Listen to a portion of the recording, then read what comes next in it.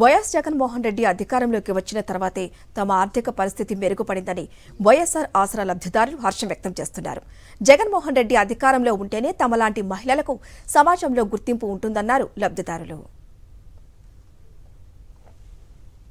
ఇదే అంశానికి సంబంధించి నెల్లూరు నుంచి మా ప్రతినిధి వెంకటనారాయణ అందిస్తారు.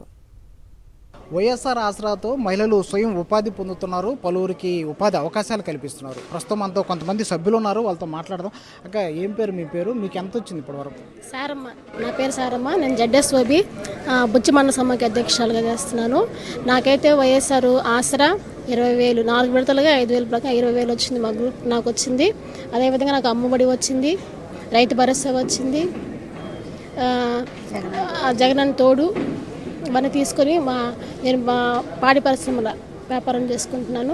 ఇలాగే మా కుటుంబంలో మా పిల్లలు కూడా గవర్నమెంట్ హాస్టల్లో చదువుకుంటున్నారు. వాళ్ళకందరికీ ఫ్రీగా విద్య చదువుకుంటున్నారు. ఇంత అవకాశం ఇచ్చినటువంటి జగనానికి నా హృదయపూర్వక ధన్యవాదాలు తెలియజేస్తున్నాను సార్. గత ప్రభుత్వం ఎలా ఉంది, ఇప్పుడు జగన్మోహన్ రెడ్డి అధికారంలోకి వచ్చిన తర్వాత మీ ఆర్థిక పరిస్థితి ఎలా ఉంది? చాలా బాగుంది. మాకు ఆర్థికంగా కూడా సొంత అన్న లాగా ఆ తోబుట్లు కూడా ఇవ్వరు, కానీ అంత ఆధిక్యత సొంత అన్నలాగా మాకు ఎంతో భరోసాని ఇచ్చి ప్రతి ఒక్క పథకాన్ని మా కోసం పెట్టి జగనానికి ఎంతో ధన్యవాదాలు తెలియజేస్తున్నాను. ఈయన నెక్స్ట్ ముఖ్యమంత్రి ఈయనకే మేము అందరం ఓటు వేసి గెలిపిస్తామని హామీ ఇస్తున్నాం సార్. పెదమ్మ, మీరు చెప్పండి, 4 విడతలుగా డబ్బులు వచ్చినట్టున్నాయి, ఎంత వచ్చాయి, ఏం వ్యాపారం చేస్తున్నారు? 40,000 వచ్చింది ఆసరా, తోడు వచ్చింది 10,000, విద్య ఇది అమ్మఒడి వచ్చింది, రైతు భరోసా వచ్చింది, అన్నీ వచ్చి పింఛను కూడా వచ్చింది. ఎట్లా ఇప్పుడు ఈ ఆసరాతో వచ్చిన డబ్బులతో ఏం వ్యాపారం పెట్టున్నాం? అంగడి పెట్టుకోండా బాగానే జరుగుతూ ఉంది. ఆయన దయ వల్ల మేము బాగానే ఉన్నాము. అందరం వచ్చి అందరం బిడ్డలతోటే చల్లగా ఉన్నాము. కానీ ఆయన ఒక బిడ్డలాగా మమ్మల్ని ఆదుకుంటున్నాడు. ఆదుకుంటూ ఈయనే రావాలని ఆయనకి ధన్యవాదాలు తెలియజేస్తున్నాను. జగన్మోహన్ రెడ్డి పాలన బాగుంది, మాకు బాగుంది. ఆయన రావాలని ఆయన్ని హృదయపూర్వకంగా ధన్యవాదాలు కోరుకుంటున్నాం. ఇంకొక లబ్ధిదారులు ఉన్నారు, అక్కతో కూడా మాట్లాడదాం. మీరు చెప్పండి, ఇప్పుడు ఈ 4 విడతలుగా డబ్బులు వచ్చాయి, మొత్తం ఎంత వచ్చింది, ఏ బిజినెస్ పెట్టున్నారు?